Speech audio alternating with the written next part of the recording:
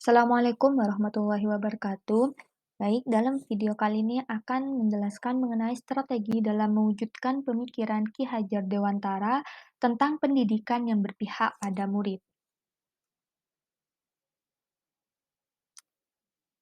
Berikut merupakan salah satu pemikiran Ki Hajar Dewantara yang mana Ki Hajar Dewantara menggunakan istilah pendidikan berhamba pada anak, yang artinya pendidikan adalah menuntun segala kodrat yang ada pada anak-anak agar mereka dapat mencapai keselamatan dan kebahagiaan yang setinggi-tingginya, baik sebagai manusia atau sebagai anggota masyarakat. Metode yang berhamba pada anak ini biasanya menekankan pada minat, kebutuhan, dan kemampuan siswa dan menggali motivasi siswa untuk membangun kebiasaan menjadi pembelajar sepanjang hayat dan pembelajar sejati. Kemudian menurut KHD, pendidikan juga harus sesuai dengan prinsip yang mencakup asas trikon. Yang pertama adalah kontinuitas, artinya pendidikan tidak boleh melepaskan akan nilai budaya. Kemudian yang kedua adalah konvergensi, artinya pendidikan harus memanusiakan manusia. Dan yang ketiga adalah konsentris, artinya pendidikan harus menghargai keberagaman dan memerdekakan peserta didik. Jadi, dalam pendidikan ini harus memandang anak dengan rasa hormat dan juga pendidikan harus memerdekakan dan membiarkan anak tumbuh sesuai dengan kodratnya, baik itu kodrat alam ataupun kodrat zaman yang saat itu peserta didik alami.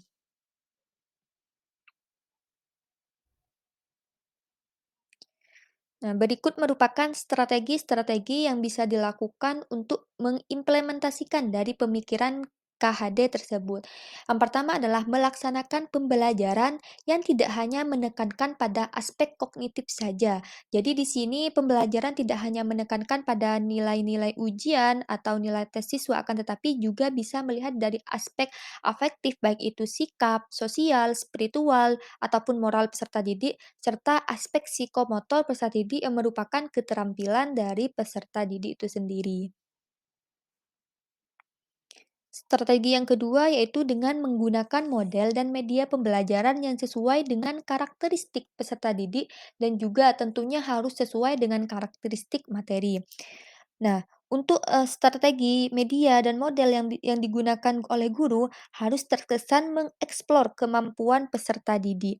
Sehingga ketika model ataupun media yang digunakan sudah sesuai dengan karakteristik peserta didik ataupun materinya, maka akan menciptakan pembelajaran yang interaktif di dalam kelas dan juga menjadi berfokus pada peserta didik. Strategi yang ketiga adalah melaksanakan pembelajaran sesuai dengan karakteristik dan keberagaman latar belakang serta kemampuan peserta didik. Jadi, sebelum guru menyusun pembelajaran, maka guru harus mengenali terlebih dahulu karakteristik peserta didik, baik itu dari gaya belajarnya, kemudian latar belakang peserta didik itu sendiri, sehingga bisa menyusun pembelajaran yang sesuai dengan kebutuhan peserta didik. Yang keempat yaitu dengan memberikan penugasan atau proyek dan juga membebaskan kepada peserta didik untuk memilih bentuk laporan hasilnya. Jadi dari penugasan proyek tersebut, nanti peserta didik akan diberi kebebasan untuk menyusun hasil laporannya sesuai dengan kemampuan peserta didik dan juga sesuai dengan minat serta kreativitasnya. Sehingga ketika peserta didik menyusun laporan tersebut tidak akan terkesan terpaksa. Strategi yang kelima adalah melaksanakan pembelajaran yang holistik dan seimbang dalam mengembangkan cipta rasa dan karsa untuk penerapan budi luhur. Nah, untuk pembelajaran holistik ini berfokus pada pemahaman informasi dan mengaitkan dengan topik-topik lain sehingga terbangun kerangka pengetahuan yang baru. Jadi dengan melaksanakan pembelajaran diharapkan pembelajaran tersebut juga selain meningkatkan aspek kognitif siswa juga bisa, menjadikan siswa memiliki budi luhur, sesuai dengan profil pelajar Pancasila. Strategi selanjutnya adalah menyusun pembelajaran dengan menerapkan kolaborasi atau bekerja sama dengan tim. Nah, pembelajaran yang disusun dengan kolaborasi atau kerjasama tim, diharapkan mampu mengembangkan kompetensi sosial dari peserta didik.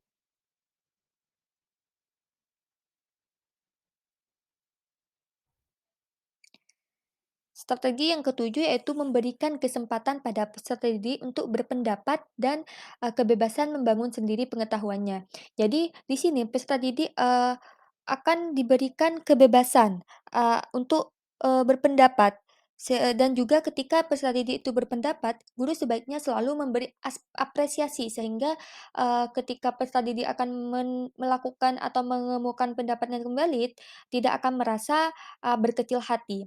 Jadi sekecil apapun pendapat peserta didik itu harus tetap diberi apresiasi. Kemudian di sini juga peserta didik diberi kebebasan untuk membangun sendiri pengetahuannya.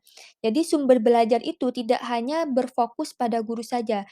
Peserta didik juga bisa, diminta untuk mengeksplor ataupun mengakses dari, apa tentang, tentang sumber belajar yang bisa digunakan seperti dengan mengakses di internet ataupun lain dengan membaca di buku dan lain sebagainya. Strategi selanjutnya adalah melaksanakan pembelajaran sesuai dengan konteks lingkungan alam dan zaman di mana peserta didik itu berada.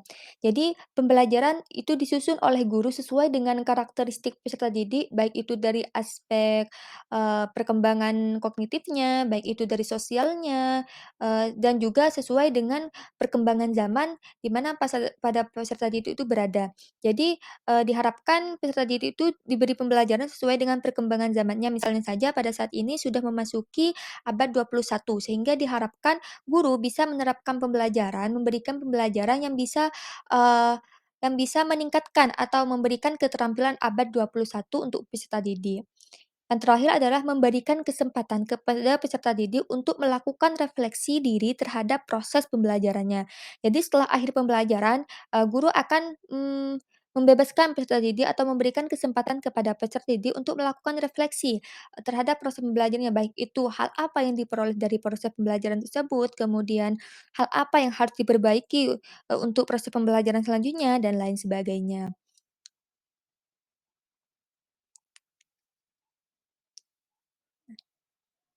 Baik, itu saja untuk strategi-strategi yang bisa digunakan, terhadap implementasi pemikiran Ki Hajar Dewantara mengenai pendidikan yang harus berpusat pada peserta didik. Sekian, penjelasan dalam video ini, kurang lebihnya, mohon maaf. Wassalamualaikum warahmatullahi wabarakatuh.